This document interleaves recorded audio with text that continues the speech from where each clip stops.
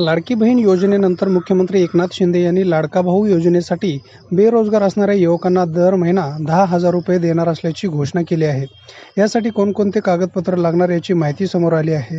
राज्यामध्ये मुख्यमंत्री लाडका भाऊ योजनेअंतर्गत 12वी पास झालेल्या तरुणांना 6,000 रुपये, डिप्लोमा केलेल्या विद्यार्थ्यांना 8,000 रुपये आणि पदवीधर विद्यार्थ्यांना 10,000 रुपये देण्यात येणार आहेत. लाडका भाऊ योजनेचा मुख्य उद्देश राज्यातील युवक आणि विद्यार्थ्यांना मोफत कौशल्य प्रशिक्षण देणे असा आहे. लाडका भाऊ योजनेसाठी आवश्यक कागदपत्रे. लाडका भाऊ योजनेचा लाभ राज्यातील बेरोजगार तरुण विद्यार्थ्यांना मिळणार आहे. लाडका भाऊ योजनेचा लाभ मिळवण्यासाठी अर्जदाराचे वय 18 ते 35 वर्षाच्या दरम्यान असणे गरजेचे आहे. तसेच अर्जदार व्यक्ती हा मूळचा महाराष्ट्र राज्यातील असणे आवश्यक आहे.